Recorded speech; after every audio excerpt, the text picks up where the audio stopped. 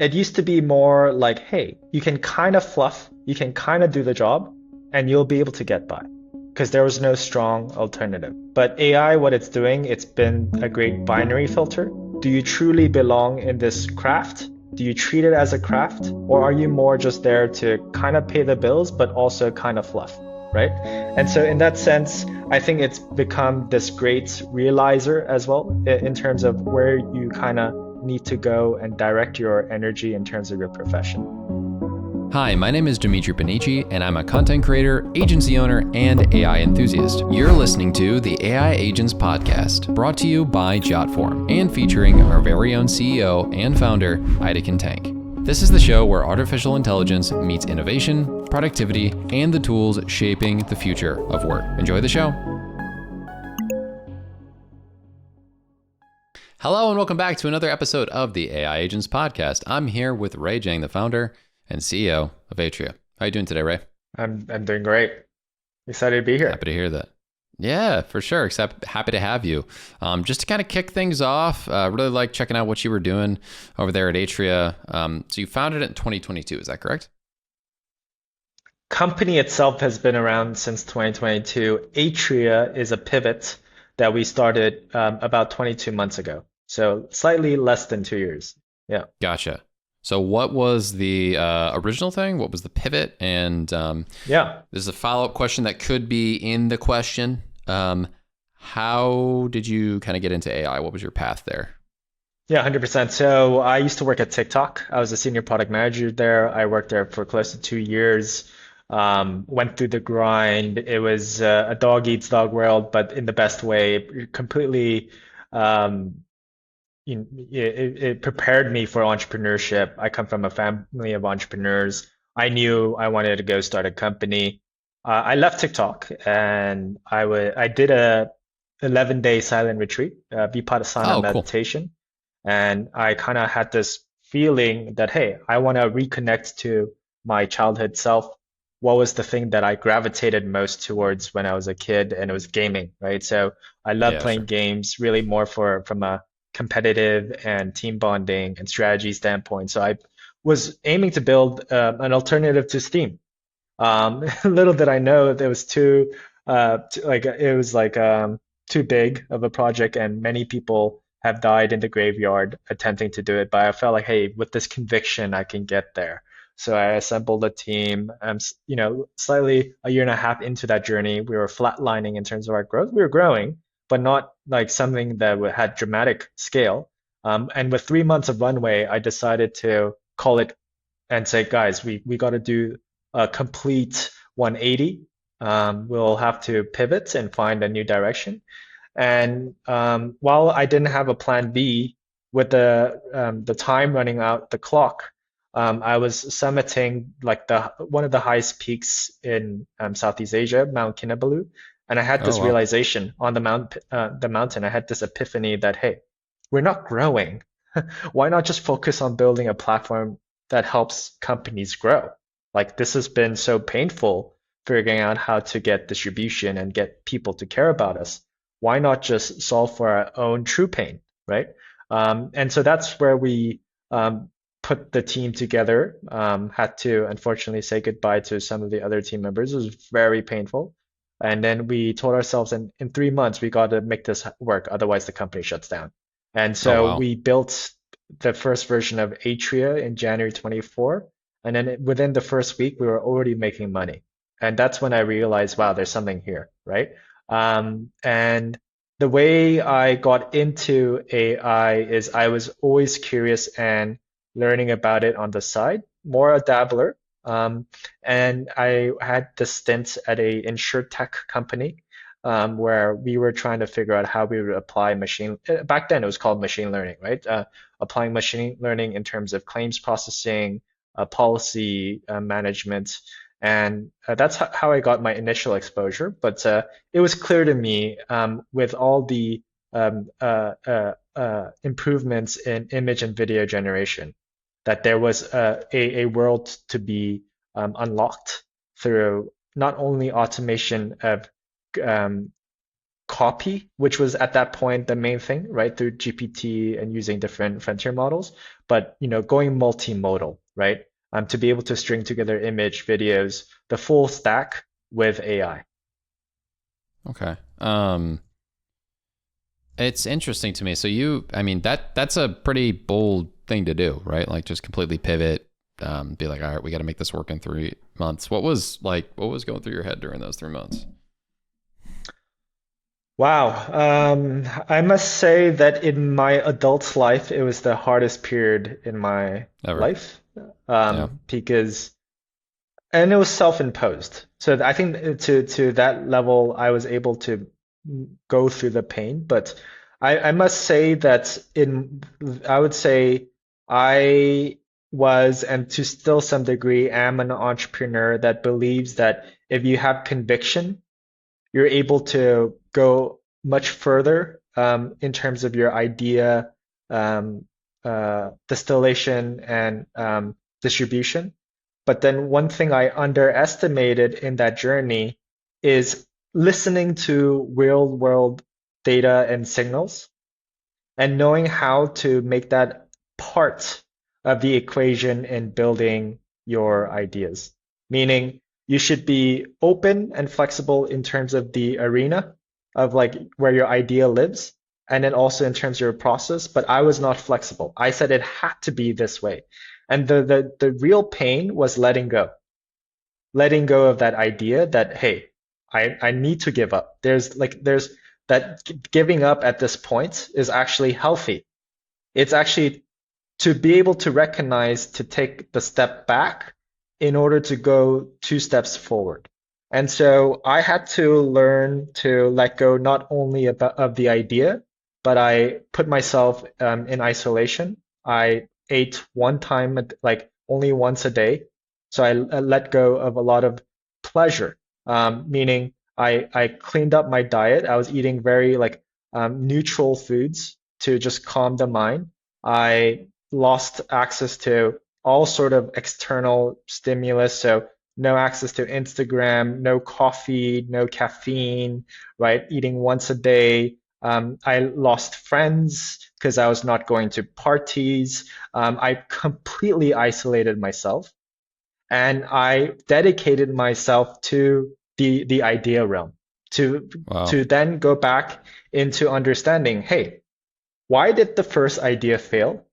What fundamentals did it lack? How do I ensure that if I build a company with the right fundamentals, we will inevitably succeed? I almost made sure I treated almost the idea like a science, if that makes sense. Like the science of finding product market fit. I was Yeah. obsessed with it. So, obviously it's not only about like going after a big market, but going after a customer that you can directly address. I know regulations, higher ACVs, customers pay on day one. There's clear time to value.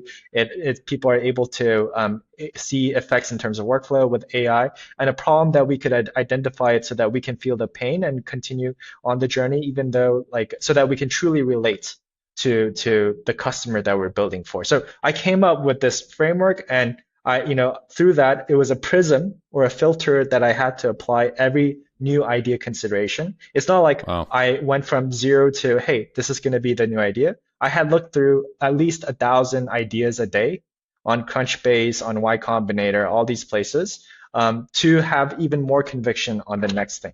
And that's how like it happened. So I put myself in a cave, and I didn't come out. And until I told myself we had the next thing. It was the most painful thing, but they always say on the other side of pain is what you're looking for. And that I did find. Yes. Yeah. I mean, you feel pain or you feel disappointment, right? That's kind of but at some point you feel pain, right? Is the old trope. So it's like, are you doing it to yourself? Whether it be up front or on the back end of being like, I wish I would have done something. I think that's a fair kind of assessment on the way that it works, at least from what I've experienced. But no, that's really cool. It's incredible. I like that. I liked hearing your story about that. So just to kind of dive into more of what you're doing now, what I would love to learn a little bit more about is, as Atria has evolved from like, it's it's an ad intelligence platform, So yeah, correct? so just to give you a bit of context, we started more as a competitor spying tool, and then Got it. the key thing that we are Now today you're an is ad creative workflow tool. intelligence. Yeah, we're creative intelligence end to end. So we help you optimize and create, and soon we're adding launch as well, so you can directly deploy ads automatically through our platform for Meta and TikTok, with YouTube coming in quarter one Okay, nice, of very next year. cool. Yeah. That's awesome. I know that there's a lot of different platforms to choose from. So it's got to be interesting to kind of know where to go when. It's something that I'd imagine you kind of. How do you go about picking what platforms to kind of target first? Yeah, I think each platform optimizes for different things, right? So YouTube is education. People go there to get educated. Less, I mean, there's still entertainment, but people love to learn. So if your ads are more tailored to people who've already heard about you but want to learn more, YouTube is a great channel for more longer formats. And then also within shorts, people are there more to learn. And Meta is more about top of the funnel, right? It's more about, hey, building awareness, getting people to know about me, being able to be retargeted at the point of consideration. So extremely consumer-oriented companies, right? And direct response companies like e-commerce, D2C, perform really well there, right? Whereas if I'm a little bit more like a lead generation workflow, there's complexity in the workflow. I'm a B2B SaaS app. That's why you get exposed to ads from ClickUp and Monday.com, more so on Sure, yeah. YouTube. Yeah, so like different companies leverage the ClickUp's always different on my platforms feed. different. Yeah, They never yeah. stop. There you go. Yeah, they never. Yeah. So I mean, that seems they know their persona, right? You're a podcaster. You think about AI agents, and there you go. Well, actually, you know what? I will say that's funny enough. I have had less since I went from more of a feed about like productivity apps to more AI. So they got me when I was the AI or sorry, the productivity app YouTuber versus the AI Got it. YouTuber. So they it's incredible. Yeah, it's incredible how this kind of stuff works. Yeah, makes sense. Makes sense. Yeah. So just to kind of go a little bit more in depth of what you guys do, um, tell me about some examples of different campaigns or like people that you've worked with, and kind of how you would say an example relationship would go with a customer that gets you to help them do a better job in the space. I know it's like a pay per month thing, but I'm sure you have some like specific experiences maybe with companies that have like gone for the business or enterprise level. Like I just kind Yeah, of want to hear a yeah, cool story. Yeah. definitely. So it's funny when I first started the company, there's this company called True Classic. True Classic makes The teas, right? amazing, um, yeah, the The shirts. t-shirts exactly, like right for you. And their whole thing is like being like making you like make your body look great, right? With their Yeah. t-shirts.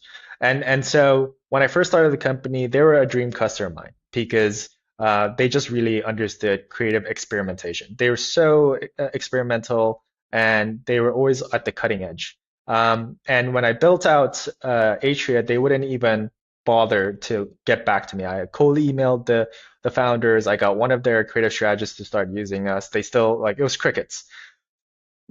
2 months, a month and a half ago, I was in LA, actually sitting in their office with both the founder and who's now become the chairman and their CEO. And we were just locked in talking about everything that's happening in the creative strategy space. And you might ask why.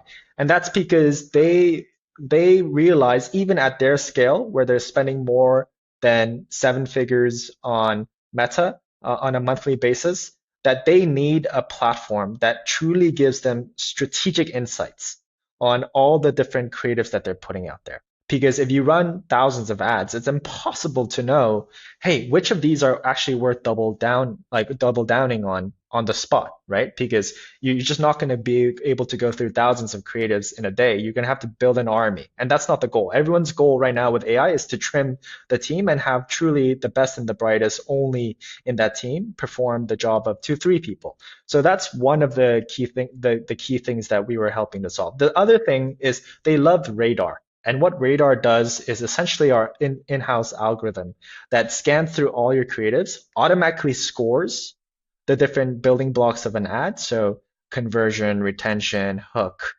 click-through rate. It's able to give you a score like a homework, A, B, C, D, and then gives you a sense of, hey, these are the components that I have to go and improve on the spot. And it gives tailor-made recommendations for that specific creative by scanning through the video creative using computer vision to understand what part of the script can be improved, gives you suggestions. So it's almost like a marketing teammate that's built in for you. The way we're evolving that is we're going to not only make now the actual creative, but we're also going to couple it with a lot of the benchmarks in terms of understanding how other people of similar kind of like within the t-shirt or the e-commerce space are performing and giving you better industry understanding. So that's one great customer case. And it's funny, like the founders were like, actually, it just continued doing great work out there, and the dream customers will inevitably find you. You don't want to go searching for them. So I think the reality is probably more the truth is in the middle.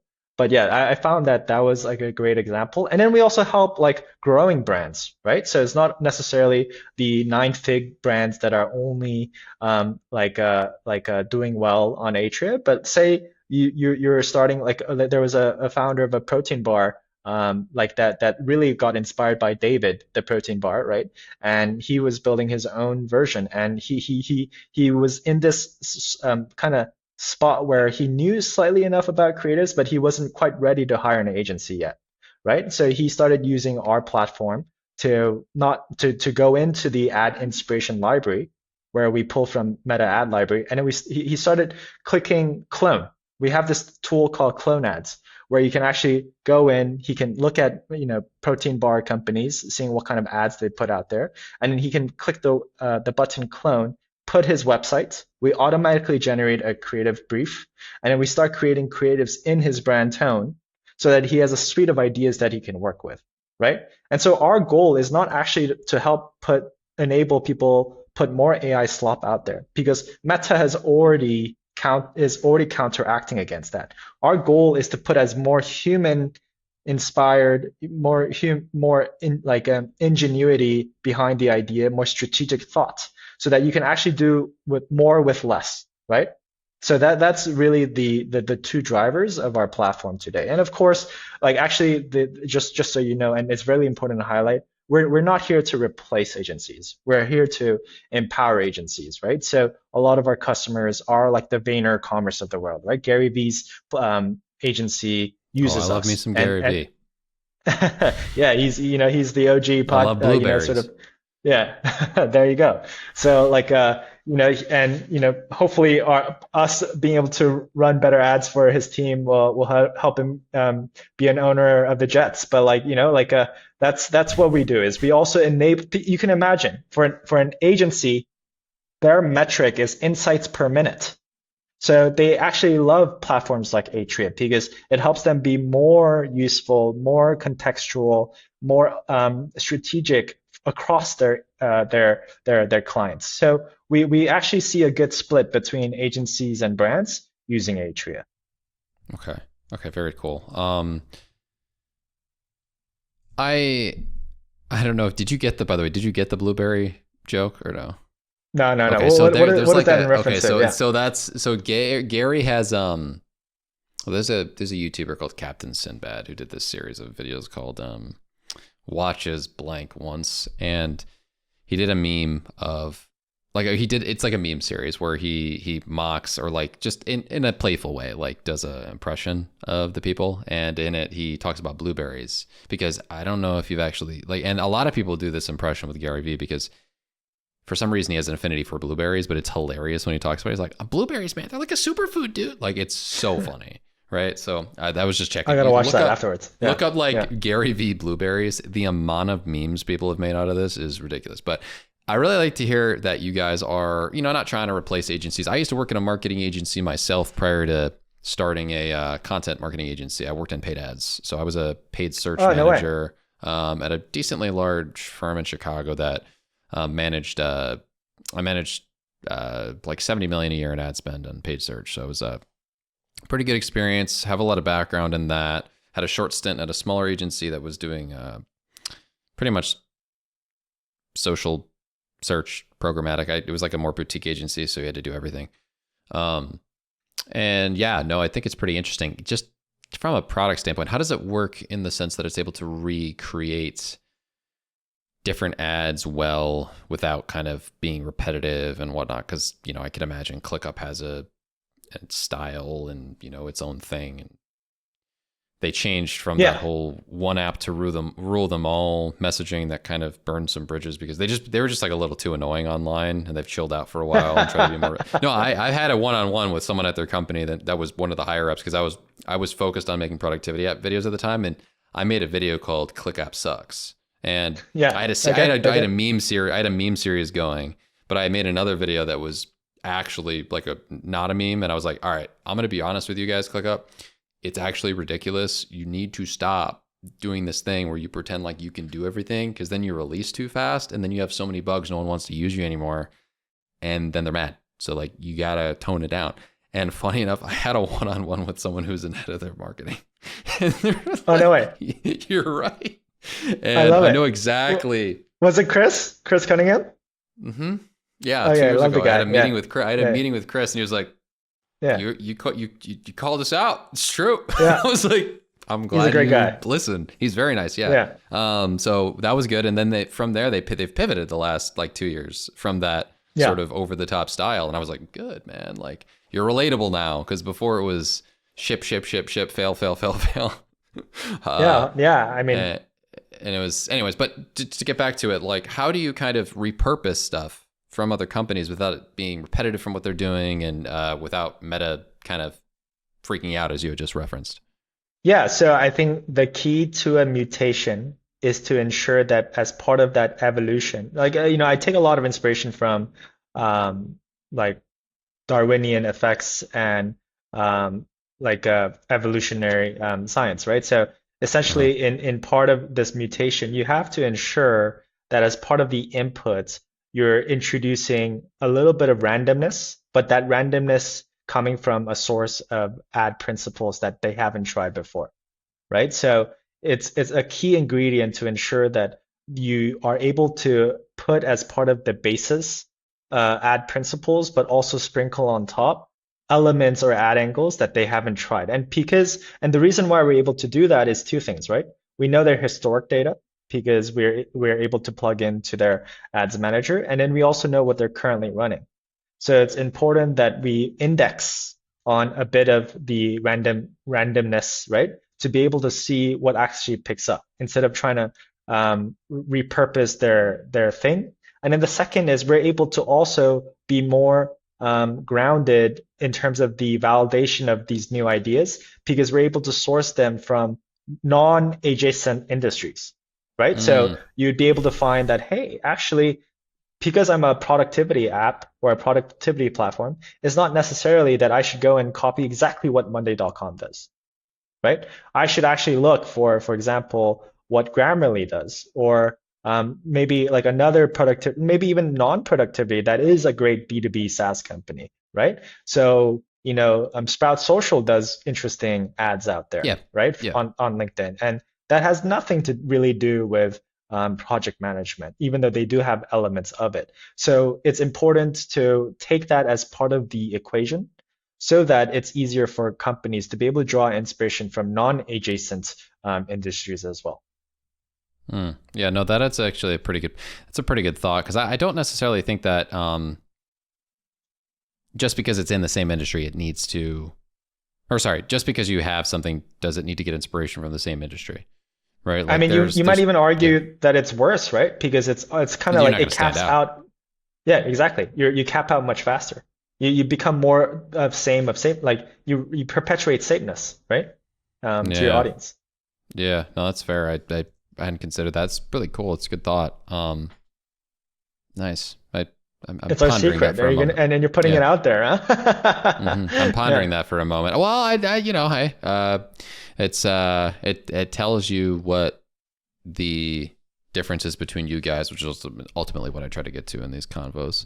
Um, I think something key right now that I want to just ask your opinion on is a lot of people are, as you had mentioned, concerned about AI taking over to an extent of people's jobs. What is kind of your opinion on the creative side of things here, right? We have graphic designers and whatnot that exist, and they'd be like, well, I think I should be able to make these images. Do you feel like this is actually giving more people an opportunity to do these types of things that have the skill set, but at a larger scale? Do you think it's allowing people who don't have that skill set as well to become a part of the creative side of things? What are your thoughts on kind of how not only what you're doing, but this AI creativeness is going to impact the jobs that would usually be the only ones to do it? Yeah, 100%. So I think one thing that AI is doing is it's making outcomes and jobs and like the people who are in it more binary. It used to be more like, hey, you can kind of fluff, you can kind of do the job, and you'll be able to get by because there was no strong alternative. But AI, what it's doing, it's been a great binary filter. Do you truly Sure. belong in this craft? Do you treat it as a craft? Or are you more just there to kind of pay the bills, but also kind of fluff, right? And so in that sense, I think it's become this great realizer as well in terms of where you kind of need to go and direct your energy in terms of your profession. Meaning, if you were a creative and you found that actually being in the creative industry is a lot more data oriented, more scientific, less creative, so to speak, then maybe you find a path in more um, in a type of job that really truly more fulfills your creative purpose, right? Maybe it's in cooking, right? Where maybe AI is less likely to take the job, right? So that is like the first kind of high level thought. And then the second level thought here is that AI, what it does is it reduces the floor, it brings down the floor, it gives more access to people to enter because there's less gatekeeping, right? It used to be you had to prove your worth by going through like realms of both politics and time in order to reveal your true strength. Now AI has equaled the playing field, so it's reduced the floor, but also increased the ceiling.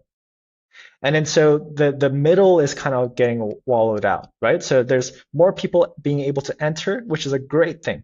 It gives more opportunities, gives more exposure. We find a lot of affinity towards interns and recent grads who just have natural innate talent because they're able Sure. to just prove their worth. We don't have to rest and believe in and just only index on a resume. Now I can see that, hey, is the 19 or the 22-year-old as strong of a marketer versus someone who's been in an industry and is 37, right? It's kind of brought down a lot of the preconceived notions, right, of what makes a great professional, and it's also increased the bar. And what I mean by increase the bar, specifically as it pertains to AI, is that AI is very good at pattern breaking, meaning it's like you can actually use AI and then go and build CGI effects the level of a Hollywood studio if you have the patience and the creativity and the technical prowess to actually leverage the nano bananas, right, of the world. And so effectively, what the true creatives that are coming in are not trying to come in with some formula. They're saying, hey, actually, if I'm a dentist in LA and I can't get clients, maybe I actually dedicate a month to learn about how to create great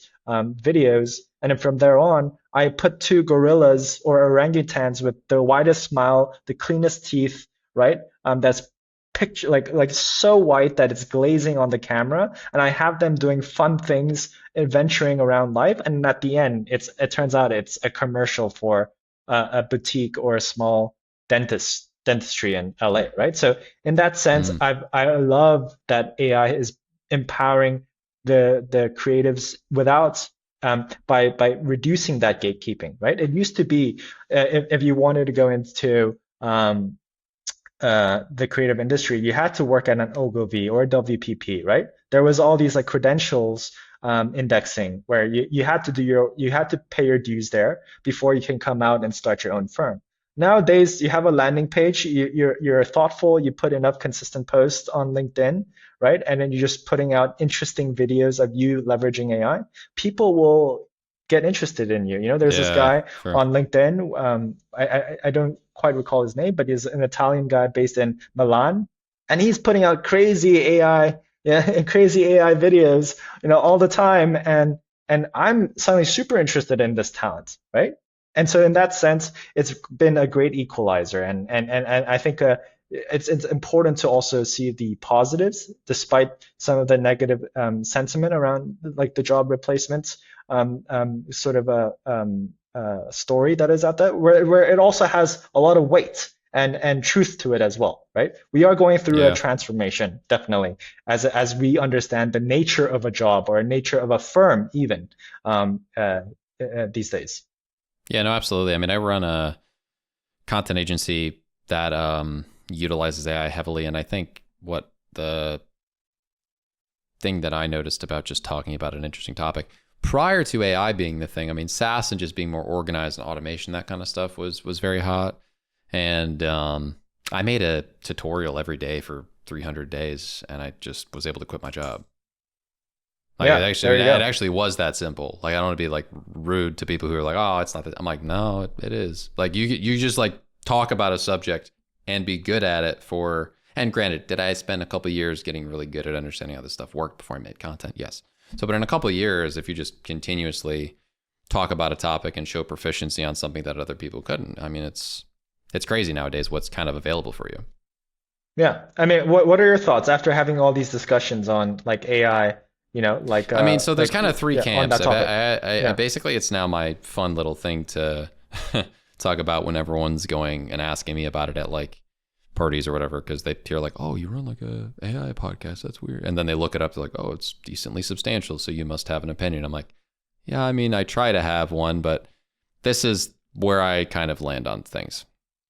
Everybody has an opinion on AI, which I think for the most part decently warranted. Whatever, if they're running a company, they usually have some reason for it. But you kind of fall into three camps.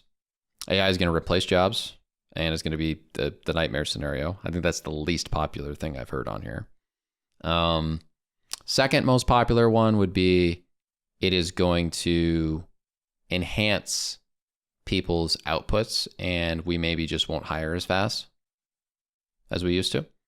And then the other one's like, well, you're going to create a lot of people who can do exactly what you just mentioned, which is like hyper focus on a skill or hyper focus on something and be able to do a lot of things with AI so they can build a one product or like one niche, really good business. And then from there, I kind of fall between number two and number one, where I think employees who are going to be able to utilize it are going to be very effective. And I think there's going to be a substantial amount of solopreneurs or 2-3 companypreneurs that are essentially cranking out a specifically really cool thing. And we will not see the nightmare scenario. I think that's a little nonsensical, because practically speaking, I just don't see it happening. There'll always be jobs found. Like the best example I could think of is they got rid of people thought there was going to be no more bank clerks because the ATM was invented. Bank clerk jobs went up like 250% when the ATM was invented, because banks were able to be decentralized and they opened up more banks. Yeah, yeah, So I'm exactly. like, we don't Exactly, yeah. know, but so I'm like, practically, I don't think it's going to all disappear. I think there's going to be somewhere between those 1 and 2 options is where I sit. Yeah. Yeah. Yeah, yeah, it's definitely power to the individuals. I'm seeing this left and right. Like I'm seeing all these solopreneurs come out and just, they're able to get like, yeah, they AI agentify their sort of like processes, right? And then they're able to get so much further.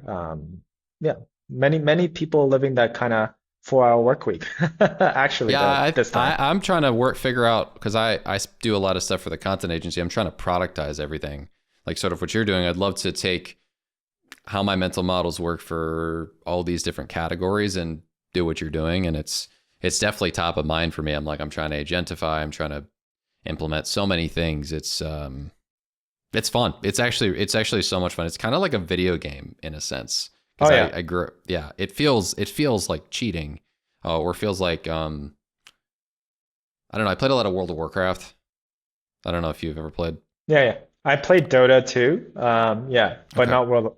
Yeah, not WoW. Yeah, It kind of feels like an RPG where I'm just making a bunch of different characters and then I'm getting more and more gear and then randomly there'll be an update and I log in one day and the world just gave me gear like yeah, because the models get better. It's so fun. yeah. It's a the best time to be a builder right now. Yeah. Yeah. If you really know how to mentally model these things out, I think you're going to do incredible. Um, so, kind of talking a little bit more about that, and what is your long-term vision then for what the company will look like and what the product will look like in 3 to 5 years? I think I mean because of the first failure, I try not be too deterministic. But I have different flavors that I think are going to be interesting in terms of the future of the company. I think one idea that I have is a like a product market fit engine, meaning if we're so good at creating and identifying um, consumer signal and consumer interest in products. As a company, if you want to put out a new SKU, or if you are a new company that has no product and you want to be able to see if there's going to be actual buyers in the market, true intents for what you're building, can we actually build a platform that can PMFI your your products as soon and as quickly as possible and give you the validations without either having to go build it or having to do thousands of customer calls, right? So that's one flavor. I think the other is as well that I think is interesting is to build our own advertising channel, right? It's to build our own advertising network. People are always looking for new pockets of distribution. To me, what's interesting with all the AI chat apps going on, right? Or maybe in a year's time, it's going to be glasses. There's going to be new form factors as it relates to advertising that's going to create new pockets of distribution where it will create opportunities to create to enable platforms like us to turn into a channel itself. So, so that we can complement the efforts that are going into Meta, TikTok, and YouTube because specifically people are increasing spend in these channels, but at the same time also diverting spend to looking for net new platforms that they can arbitrage, right? So that's another one. And then I think lastly, the focus is like how do we become the most insightful platform in terms of your customer, right? How do we ensure that hey, if you are a product and a platform, how do we synthesize all the things that are coming in through like your if you're a consumer brand through like census data, credit card information, like people who churned, people who are still retentive. How do we like really give you a sense of who are your personas, who you should be targeting, and enabling you to go and get in front of these people, right? Either through organic or paid efforts. And then, of course, like if you're a B2B company, that's like going to be CRM, sales data. So I think there are multiple flavors that are out there. And I think my key learning is to not be so beholden to one, is to be able to actually internalize the trends and data that's coming in and also develop a bottoms up understanding in company building. I think that was missing in my top, like my first 2 years of building Atria, or the company itself, right? Because it started 2022. That I was very top down driven. I had this idea, the rest of the world had to follow. Now it's I have this idea, the world also has its own understanding and its reality, and where do I find the merge of the two in terms of like the future development of the company? But who knows? Maybe all of this kind of goes to to the dumpster, and then it's all about robotics, and I'm building a robotics company. So we'll see. Stay tuned, right? I think it'll be interesting to do a podcast like this with you this time next year. Yeah, yeah, I really appreciate that. You and I are kind of keeping it. Uh, I think, sometimes people have very pie in the sky ideas about where the future will go. And I do think a lot of that is stuck in what they'd like versus like maybe practically how the world's going to go. And you can never really predict that kind of stuff. So I appreciate that. That's fair. Yeah, Um, and I think, and just one more quick thing there is like the world has become a lot more nonlinear because of how things are progressing, right? It's just like your prediction cycles are so of course you can never predict even tomorrow, but I mean just in terms of macros, the level of dynamic trends that are concurrently happening at the same time has never been more, and like each of these specific trends are at an accelerating pace, right?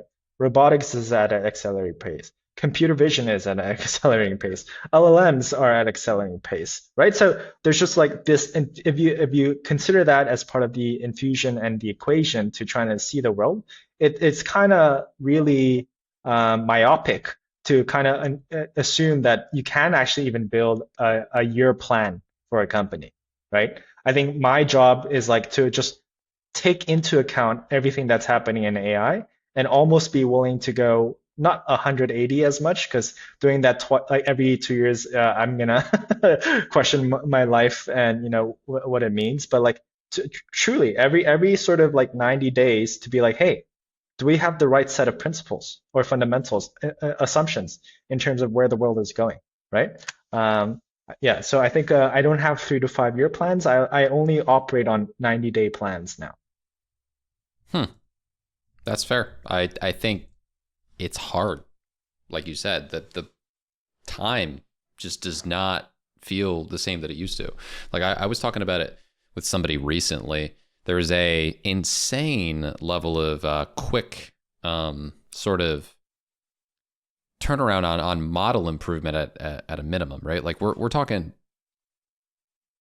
text inside of AI generated images was impossible until like March, right? And now Nana Banana comes out and you're like, you can basically Photoshop anything in a sense, like in the colloquial term of what Photoshop means. You can Yeah. replace anything with anything. You couldn't do video at all in a reasonable manner. Now there's multiple competing models that are killing it, that are making better, Yeah. funnier meme videos than you could make practically because people can come up with crazy ideas and it'll bring it into fruition. You have models that at first coding was like maybe helpful. Maybe you can do formula, like it help you with formulas and stuff in certain products, but like, is it really going to do a great job when it comes to coding? No. Now we got models like Claude 4.5 Opus that send you from like a recurring can't figure it out cycle to insanely good suggestions and insanely good speed of coding. I could go on and on and on, but you get the point. Like I thought text inside of images was, to use the kids' lingo, cooked, and was going to be for a while. But now we're in it's we're in cooking. a position where it's cooking. Yeah, exactly. It's That was good. cooking. Yeah. That was a good layup. Yeah, it went from like that was cooked to cooking. Like it's insane, the 180, and you don't know when it's going to happen. You don't when the models are going to reach certain levels. These companies are just continuing to innovate in ways that I would have never predicted. Like for example, Gemini is one that a lot of people aren't considering, but their visual on-screen context thing, incredible. Oh, it's Because the best. Yeah. I think the score on the benchmark went from 11% to 70% ish Oh, in wow. from I didn't know it was 2.5 that to dramatic. 3. Yeah, no, it is. And that was like, so I run an agency that does like mainly content for SaaS and AI companies. So we care about tutorials a lot. So we had a workflow where we were taking a screen recording and turning it into a tutorial script, so that, because the problem with like tutorials is you can't have a script that is based, you can't have a script prior to recording the tutorial really, because like first you have to click here and then here and then here and then here, and nobody knows where the clicking is occurring really Right. you can't use AI to write that script. So we realized, oh, well, what if we just screen grabbed it first and uploaded it to a model that understood it? And then like May, it could do basic clicking. I tried to make a video QA agent with it. Wasn't really that good. But then 3.0 comes out and I go, 70% visual understanding. Okay. Now it's Yeah. queuing our video. It's queuing our videos like in 5 minutes as well as a manager would. It's crazy. No way. So what does it put out that has been kind of like a slight game changer? I mean, this is my theory on how you can do anything in regards to agentic workflows now. Like uh, micro processes or understandings of what is good or bad, especially with content production. It's basically creative if then logic. So all I did was I have a 2 or 3 hour course on how to make a good tutorial so that when we onboard a video editor, they basically become a good tutorial video editor within like a week. It's very simple. But I realized that it's just a set of 20-minute modules, like 15 of them. And I'm like, couldn't I just like take the transcript, figure out the real advice I'm giving? And if the AI can understand things visually, it could run through a Gemini 3.0 module every single time and QA at each level, whether it's good. And then at the end, have a master double check to be like, are any of these pieces of editing improvement advice contradictory or overlapping each other? And then it sends a final JSON to my frame.io account and comments on any different videos that my editors would be editing. Wow. Yeah. But That's that interesting. literally was, Yeah. I had the idea in June, but the model wasn't ready, Right. you know? So that's something I've Video noticed. QA agent. It's, yeah, like a lot of things. And that's just video. You can do it for everything. It's just a matter of the models weren't ready to understand context in large portions. And they still can't do it like for all of the things at once. You have to segment it. But it's like, if I put that inside of an app, right, I could make a bunch of parallel Gemini prompts and it could do it. It could like go out and then in, because I was just doing it in make.com. So it takes like 5 minutes because it goes in order. But you can do it all at once. It could be done in like 45 seconds if you do it in parallel, then bring it back 100%. together. So yeah. So as long as you know how these mental models work, people, you can do things. That's why I'm bullish on this, because like Oh yeah. Microsoft would have not implemented that for like a year. They're slow. You know, I did that Yeah. in 2 hours after a meeting. So it's like, if you're a small company, you can move faster than these big guys. Yeah, I mean, for the listeners, it's like I would just learn systems thinking, right? It's like it's just Yeah, incredible. The like incredible things are happening, and if you're a great systems thinker, you can be a autodidact and just like teach yourself like your way into being a great builder. It's we're all being enabled and empowered. We just have to come in with a positive frame. absolutely. Systems thinking is a word that was popular a couple of years ago. And then I feel like it fell off a cliff from like a public conversation standpoint. But if you had that prior, you jump right on this AI, because it's, if you don't have that going into AI, I don't really, and automation for me was a great building block because it helped me understand systems thinking and processes.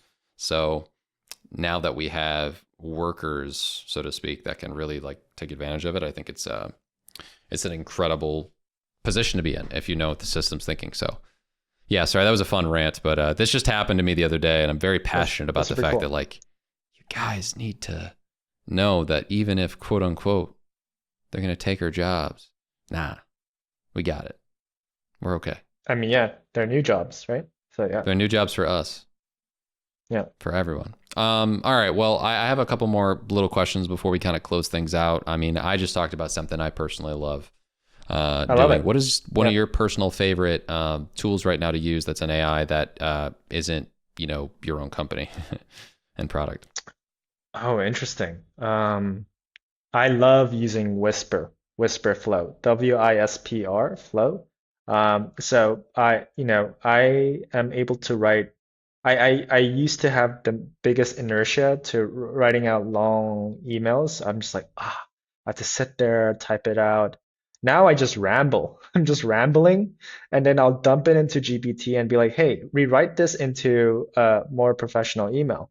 And it does all the bullet pointing, the grammar, checkup, the start, the end. So it's been pretty game changing in terms of my productivity. Now, even when I have like product docs or like company strategy ideas, I'd be like, oh, like, I'd be sitting there being like the cold starts, sweat, being like, where do I begin? I have to outline things. Now I just like subconscious, just let my subconscious kind of run. I'm just rambling. I'm just like saying things, right? I don't even have to care like which part it picked up, which part it didn't. I'll just dump it and it go into GPT or Claude and be like, hey, this, and then I'll even on Claude, I'll be using like, prompting it with my voice, right? So voice to text has been pretty game changing. I'm a very like verbal thinker, right? Like I am able to learn and realize through conversations. So I think that that's one. And I've been loving during my travels turning on voice mode to ask a lot of questions. Like I used to feel lonely sometimes while traveling. Now I have this ever curious, ever patient tour guide who's there for me to pick up on all the kind of questions. Now the world is truly my oyster, right? So I think voice to text Whisper has been a lot of fun. And then, one kind of side project, tool I want to tinker with going into the New Year's is definitely, yeah, N8N, make.com, right? Just trying out different workflows to see what kind of like yeah, automations that I can build out there. Yeah, they're really fun to make. They're incredible. It's one of my favorite pastimes, just making automations and stuff. It's also for work, but it's a pastime. It's kind of a double. Like I love it. So, and with the power of AI, it's really like the best 2-for-1 you can experience. So definitely recommend trying that out. My favorite thing right now is Crisp. So it's funny enough. What's Crisp? Yeah. Crisp AI. So funny enough, we're trying to figure out whether background noise could get blocked out as we're talking with someone behind you. Yeah. It is a tool that manages to take the background noise and AI remove it, and also is like a meeting note taker. So it's a 2-for-1. And very cool. It's like a 0.5 second delay, but it works great. Yeah. Very cool. Yeah.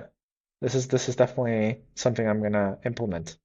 And that's a great brand name. Makes your, Sounds crisp. more crisp. Yep. All right. Well, last things I'm going to ask you right here is, where can everyone go to check out the cool stuff you're doing? Yeah, 100%. So it's tryatria.com, TRYATRIA.com. Clearly we need a new domain. We're gonna aim to buy atria.ai next year. I wish I knew that prices were gonna inflate like crazy, because that was actually the first domain that I was gonna buy, but stuck to the .com. Yeah, so and then we're big. I'm personally big on LinkedIn. We put a lot of like marketing trends out there. So RAY space JANG, and then our YouTube channel as well, Atria AI. But the key thing that I would love people and your audience to take away, especially if they're B2B SaaS founders or marketers, is that like Atria is building AI agents right now as we speak, where you're going to be able to have an AI teammate there with you to be able to auto generate creative briefs, and then soon like ready-made image and video ads that will actually outperform most of your actual ads at the moment. So that's in the pipes, and so I'm super excited to announce it in Q1 of next year. Absolutely. So with that being said, I hope everyone enjoyed this episode. Make sure to go check out Tryatria. That's Tryatria, TRYATRIA.com. And make sure to hit that like button, subscribe, leave a review. Obviously, you as well, Ray. You want to get this out to as many people as possible. Leave us a review on Apple Podcasts and Spotify. And check out everything they're doing over there at Tryatria. Thank you so much for watching this episode / listening, and we'll see you in the next one. Peace.